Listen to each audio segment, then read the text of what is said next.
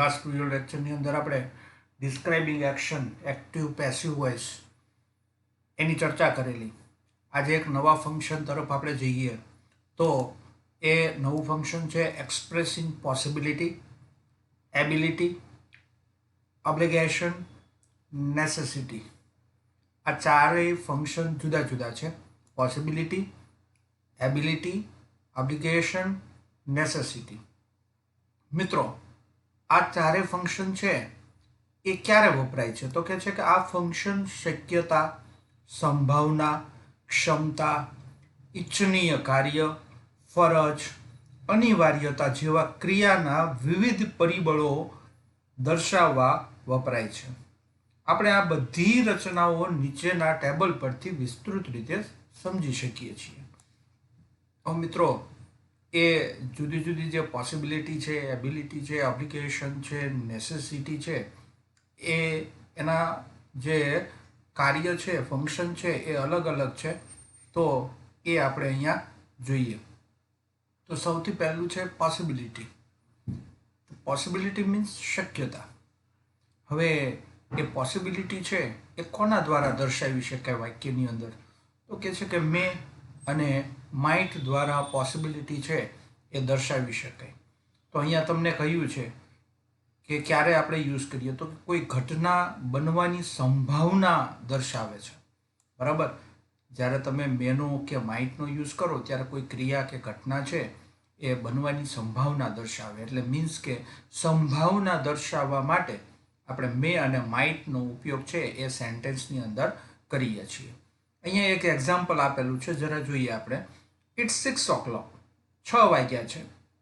The Rajdhani express may arrive at any time. Rajdhani express છે એ હવે કોઈ પણ સમયે આવે. એટલે કે સંભાવના છે, કારણ કે 6 વાગ્યાનો ટાઈમ છે એટલે ગમે ત્યારે આવવાની સંભાવના છે. તો આ રીતે મે અને એની સાથે અરાઇવ વાક્યની અંદર જ્યારે આવશે ત્યારે એ સંભાવના દર્શાવે. ખાસ ધ્યાન આપશો, મેની જોડે જે ક્રિયાપદ છે એ મૂળ રૂપ હશે. શું હશે? મૂળ રૂપ. ત્યારબાદ મિત્રો એબિલિટી. તો એબિલિટી છે કોના દ્વારા દર્શાવી શકાય? તો કયા મોડલ દ્વારા? તો કે કેન અને કુડ. હવે મિત્રો એવું પણ પોસિબલ બને, કેન છે એ વર્તમાનની ક્ષમતા દર્શાવી શકાય અને કુડ છે એ ભૂતકાળની ક્ષમતા છે એ દર્શાવી શકાય. એટલે અહીંયા તમને કહ્યું છે કે શક્તિ, ક્ષમતા, આવડત આ ત્રણેય દર્શાવે. ટૂંકમાં કોઈની આવડત છે, કોઈની શક્તિ છે, કોઈની ક્ષમતા છે કોઈ કાર્ય કરવાની, તો એને દર્શાવવું હોય ત્યારે કેન અને કુડ બેમાંથી એકનો આપણે ઉપયોગ કરી શકીએ છીએ. તો અહીંયા એક સેન્ટેન્સ છે કે Rohan can drive a car. Rohan છે એ કાર ચલાવી શકે છે. તો કાર ચલાવવાની શક્તિ નહીં પણ ક્ષમતા છે અથવા તો એની આવડત છે. બરાબર? ખાસ તો આવડત જ થાય. બરાબર? એટલે અહીંયા કેન દ્વારા એ આવડત દર્શાવી છે. ત્યારબાદ મિત્રો ઓબ્લિગેશન. બરાબર? જેનો મતલબ છે એ ફરજ, જવાબદારી, આવું બધું મતલબ થતો હોય છે. તો આ ઓબ્લિગેશન છે એ કોના દ્વારા દર્શાવી શકાય? તો કે શુડ અને ઓટ ટુ, આ બંને દ્વારા દર્શાવી શકાય. હવે આ બંનેમાં ફેર એટલો છે કે જ્યારે તમારે વધારે ભારપૂર્વક કહેવું હોય ત્યારે ઓટ ટુનો ઉપયોગ થાય. બાકી જનરલ આપણે નૈતિક ફરજ દર્શાવવા માટે શુડનો ઉપયોગ થાય. હવે જો અહીંયા એ ક્યારે વપરાય? તો કે નૈતિક ફરજ, ઇચ્છનીય વર્તન, તારે આમ કરવું જોઈએ તો ઇચ્છનીય વર્તન થયું. બરાબર? તારે મને વાત કહેવી જોઈએ તો ઇચ્છનીય વર્તન છે. સલાહ વગેરે દર્શાવે છે. તો અહીંયા તમને બે સેન્ટેન્સ આપેલા છે. We should obey our elders. હવે આ આપણી નૈતિક ફરજ છે. આપણે આપણા વડીલોને માન આપવું જોઈએ અથવા તો પાલન કરવું, એની આજ્ઞાનું પાલન કરવું જોઈએ. તો આ થઈ નૈતિક ફરજ. ત્યારબાદ મિત્રો સ્ટુડન્ટ્સ ઓટ ટુ બી ડિસિપ્લિન્ડ. બરાબર? કે વિદ્યાર્થીઓ છે એમણે કેવું શિસ્તબદ્ધ થવું જોઈએ. તો અહીંયા આ સલાહ પણ છે. બરાબર? તો એ રીતે અહીંયા તમે ઓબ્લિગેશન છે એ પણ દર્શાવી શકો છો. હવે મિત્રો છેલ્લું નેસેસિટી એટલે કે ફરજિયાતપણું. મસ્ટ અને હેવ ટુ આ બંનેથી તમે એ કમ્પલ્સેશન દર્શાવી શકો. ફરજિયાતપણું અથવા તો અનિવાર્યતા દર્શાવવું. મારે જવું પડશે તો એ અનિવાર્યતા થઈ. મારે ત્યાં આવવું પડશે તો એ અનિવાર્યતા થઈ. તો એવું દર્શાવવું હોય ત્યારે વાક્યની અંદર મસ્ટ અથવા તો હેવ ટુનો ઉપયોગ કરવાનો રહે. તો અહીંયા doctor Hathi must not take heavy meal at night. Doctor Hathi છે એમણે રાત્રે ભારે ખોરાક લેવો ન જ જોઈએ. તો અહીંયા અનિવાર્યતા છે, કારણ કે ડૉક્ટર હાથી એક ફેમસ પાત્ર હતું.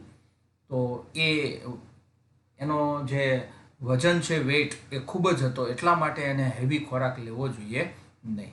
તો આ રીતે આ ટેબલ છે એ જુદી જુદી જે ફંક્શન છે, પોસિબિલિટી, એબિલિટી, ઓબ્લિગેશન અને નેસેસિટી, એને દર્શાવવા માટે કેવી રીતે ઉપયોગ કરી શકાય એનું એક આ ટેબલ છે. આ ફંક્શન ઉપયોગમાં લેવાતી વાક્ય રચના સરખી જ છે, જે નીચે મુજબ છે. આ બધા જે જુદા જુદા ફંક્શન છે, પોસિબિલિટી દર્શાવવા, એબિલિટી દર્શાવવા, ઓબ્લિગેશન દર્શાવવા કે નેસેસિટી દર્શાવવા, તો એની બધાની વાક્ય રચના સરખી છે. કેવી છે? તો કે પહેલાં તો સબ્જેક્ટ આવશે. સબ્જેક્ટ પછી જો પોસિબિલિટી હોય તો મે અથવા તો માઇટ, એબિલિટી હોય તો કેન અથવા તો કુડ, જો ઓબ્લિગેશન હોય તો શુડ અથવા તો ઓટ ટુ, અને ત્યારબાદ જો નેસેસિટી હોય તો મસ્ટ અથવા તો હેવ ટુ. આ બધામાંથી કોઈ પણ એક, અને ત્યારબાદ ક્રિયાપદનું મૂળ રૂપ, અને પછી જો કર્મ આવતું હોય તો કર્મ, અને પછી અધર વર્ડ. આ બધાની અંદર લાગુ પડે છે. હવે આપણે આ દરેક રચનાના થોડા ઉદાહરણો તથા બંને પ્રકારના પ્રશ્નો સ્વરૂપે તેની એક્સરસાઇઝ જોઈએ. તો મિત્રો, સૌથી પહેલાં આપણે એક્સપ્રેસિંગ પોસિબિલિટી એના અમુક 5 ઉદાહરણો અહીંયા આપેલા છે, એક્ઝામ્પલ, એ આપણે જોઈશું. એમાં ફર્સ્ટ સેન્ટેન્સ છે, Mohan is already late today. Mohan છે ઓલરેડી ક્યારનોય ટૂંકમાં લેટ છે આજે. તો પોસિબિલિટી શું છે, શક્યતા શું છે? તો કે ધ ટીચર મે પનિશિંગ. ટીચર છે શાયદ એને સજા કરે. શક્યતા છે, પાક્કું જ નથી કે સજા જ કરશે, શક્યતા આપણે દર્શાવી છે. તો અહીંયા પનિશ એટલે સજા કરવી, એ ક્રિયાપદ છે, તો એની પહેલાં શું મૂકેલું છે? અહીંયા મે. તો આ રીતે તમે પોસિબિલિટી છે એ દર્શાવી શકો. ત્યારબાદ સેકન્ડ છે, you are walking very slowly. તું ખૂબ ધીમો ચાલી રહ્યો છો. તો હવે શક્યતા શું છે? તો કે you may miss the bus.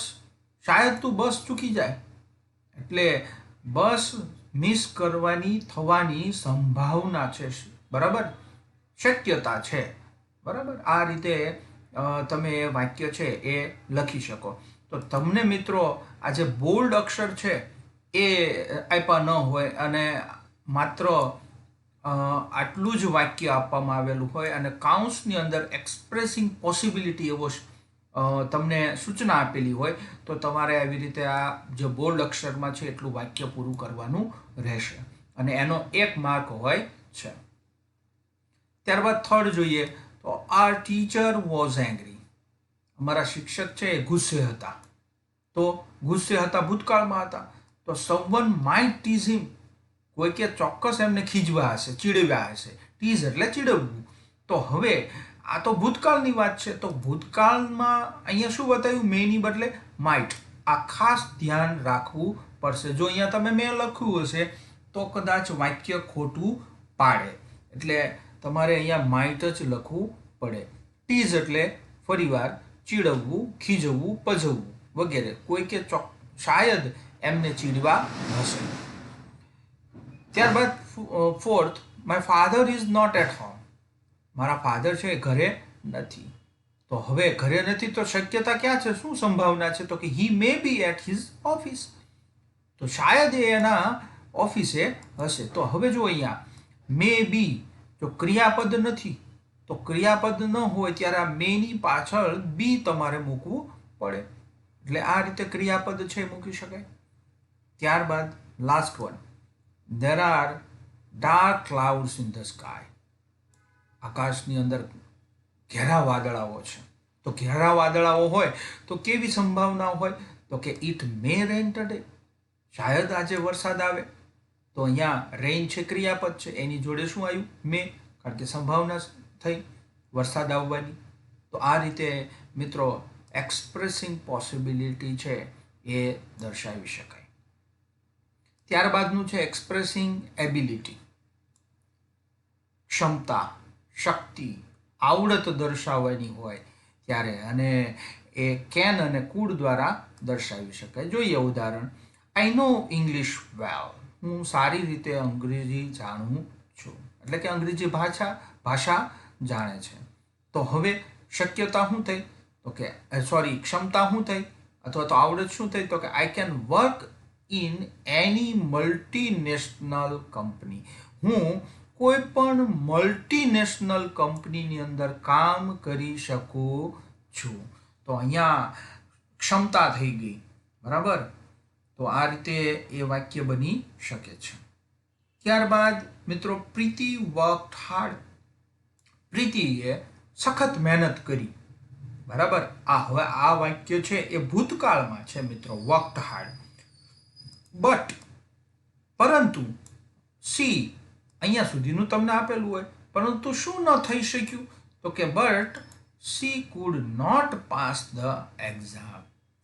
હવે પરંતુ તે એક્ઝામ પાસ કરી શકી નહીં. તો અહીંયા વર્કડ છે તો અહીંયા કેનનું શું કર્યું આપણે? કુડ નોટ પાસ, બરાબર.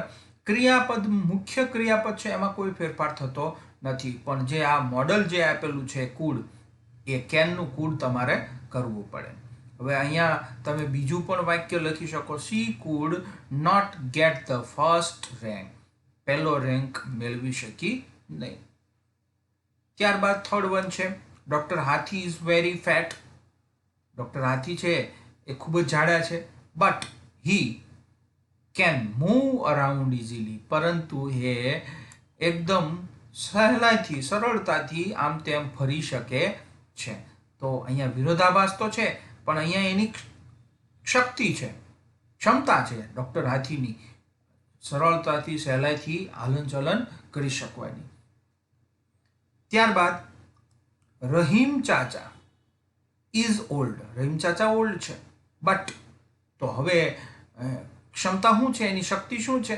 તો કે હી કેન વોક ફાસ્ટ, પણ તે ઝડપથી ચાલી શકે છે. તો આ થઈ એબિલિટી. કેન વોક ફાસ્ટ એ શું થયું? એબિલિટી. છેલ્લું sentence, Smith is clever, Smith હોશિયાર છે. સો, તેથી he can get good marks, એટલે એ સારા માર્ક્સ મેળવી શકે છે. તો આ થઈ એની ક્ષમતા. આ રીતે એબિલિટી મિત્રો દર્શાવી શકાય છે. હવે મિત્રો અહીંયા એક્સપ્રેસિંગ નેસેસિટી, જેને આપણે કમ્પલ્સન કહીએ, કમ્પલસરી જે કોઈ બાબત કરવી પડતી હોય તો એ. તો આઈ એમ ઓલરેડી લેટ ફોર સ્કૂલ, હું સ્કૂલ માટે લેટ છું. તો હવે એને શું કરવું પડશે? ફરજિયાત વહેલા ટાઈમ ટુ ટાઈમ પહોંચવા. I have to walk fast, એને ઝડપથી ચાલવું પડશે. અથવા તો આઈ હેવ ટુ ટેક બસ, અથવા તો આઈ હેવ ટુ ગેટ બસ, બરાબર. આવું પણ લખવું પડે. ત્યારબાદ બીજું વાક્ય છે, હવે મિત્રો ખાસ ધ્યાન આપશો અહીંયા, હેવ ટુ પછી ક્રિયાપદનું મૂળ રૂપ. આ ટુ ભૂલાય ન જાય, નહીંતર વાક્ય ખોટું પડશે. The boss knows that, boss છે એવું જાણે છે. શું જાણે છે? તો કે that mister Joshi is not efficient, mister Joshi છે એ કાર્યક્ષમ નથી, એટલે મીન્સ કે એટલું બધું કામ આપતા નથી. તો પછી he must work hard in the office, mister જોશીએ શું કરવું પડશે? તો કે એને ઓફિસની અંદર સખત મહેનત કરવી પડશે. તો આ મસ્ટ વર્ક હાર્ડ છે એ શું બતાવે છે? તો કે નેસેસિટી. ત્યારબાદ મિત્રો doctor Hathi is very fat, ફરી પાછું આવ્યું. તો ડોક્ટર હાથી છે એ જાડા છે, ખૂબ જ જાડા છે, તો એને શું કરવું પડશે? He must not take heavy meal at night. એને ભારે ખોરાક છે રાત્રે લેવો ન જોઈએ. આ વાક્ય છે આપણે રિપીટ કર્યું. ત્યારબાદનું ચોથું જે સેન્ટેન્સ છે, the paper is too lengthy. Paper છે એ ટુ લેન્ધી એટલે લાંબુ. તો પેપર 100 માર્કનું હોય પણ લખવાનું ઝાઝું હોય તો એ લેન્ધી કહેવાય. તો લેન્ધી હોય તો શું થશે? તો કે the students have to write quickly અથવા તો ફાસ્ટ. તો વિદ્યાર્થીઓએ પેપર છે એ ઝડપથી લખવું પડશે, નહીતર પૂરું થશે નહીં. ક્વિકલી એટલે ઝડપથી અથવા તો ફાસ્ટ, બેમાંથી કોઈ પણ. તો હેવ ટુ રાઇટ. તો હેવ ટુ રાઇટ છે એ શું બતાવે છે? તો કે નેસેસિટી. ત્યારબાદ the school is very strict. School છે એ ખૂબ જ સ્ટ્રિક્ટ છે. તો વેરી સ્ટ્રિક્ટ હોય તો શું થાય? તો કે you must wear uniform every day. તારે દરરોજ યુનિફોર્મ પહેરવો જ પડશે, એના વગર ચાલશે નહીં. તો આ ફરજિયાતપણું છે. હવે ત્યારબાદ એક્સપ્રેસિંગ ઓબ્લિગેશન, ફરજ, જવાબદારી એ કઈ રીતે દર્શાવી શકીએ? તો એના થોડા ઉદાહરણો અહીંયા આપે છે. You are students. તમે વિદ્યાર્થીઓ છો. તો તમે વિદ્યાર્થીઓ હોય તો તમારે ફરજમાં શું કરવું પડે? તમારી નૈતિક ફરજ શું છે? તો કે you should obey your teachers. તમારે તમારા શિક્ષકોને આદર કરવો જોઈએ. તો આ રીતે પહેલું સેન્ટેન્સ શુડ ઓબે એના દ્વારા થઈ શકે અને જે ઓબ્લિગેશન દર્શાવે છે. We are human beings. આપણે માનવ છીએ અને માનવ હોઈએ તો આપણી નૈતિક ફરજ શું છે? તો કે we should follow humanity. Humanity એટલે તો કે માનવતાને આપણે અનુસરવી જોઈએ. માનવતાને અનુસરવી જોઈએ. ત્યારબાદનું છે એ સિમ્પલ સેન્ટેન્સ છે, ખાલી યુ જ આપ્યું હોય અને તમને ઓબ્લિગેશન કહે તો તમે કોઈ પણ વાક્ય શુડ અને ઓટ ટુ થી બનાવી શકો છો. You should obey your elders. તમારે તમારા વડીલોનો આજ્ઞાનું પાલન કરવું જોઈએ. તો you should obey your elders. ત્યારબાદ fourth one, noise pollution is harmful. Noise pollution છે એ નુકસાનકારક છે, હાર્મફુલ છે. તો શું કરવું જોઈએ આપણે? તો કે we should not make noise. તો આપણે ઘોંઘાટ કરવો જોઈએ નહીં. We should not make noise. આ આપણી નૈતિક ફરજ છે. અને last one, your weight is increasing too much. તારો વજન ખૂબ વધી રહ્યો છે. તો ખૂબ વધી રહ્યો છે તો તારે શું કરવું જોઈએ? સલાહ આપવાની હોય તો you should walk 5 kms daily. Kilometres daily. તારે 5 કિલોમીટર રોજે ચાલવું જોઈએ. તો આ છે સલાહ. તો આ રીતે સલાહ પણ તમે આપી શકો. તો મિત્રો, આ બધા જ જે પોસિબિલિટી છે, એબિલિટી છે, નેસેસિટી છે ને ઓબ્લિગેશન છે, આની એક્સરસાઇઝ અથવા તો પ્રેક્ટિસ કરવા માટે વાક્યો છે એ હું તમને મોકલી આપું છું. તો તમે એની પ્રેક્ટિસ કરશો.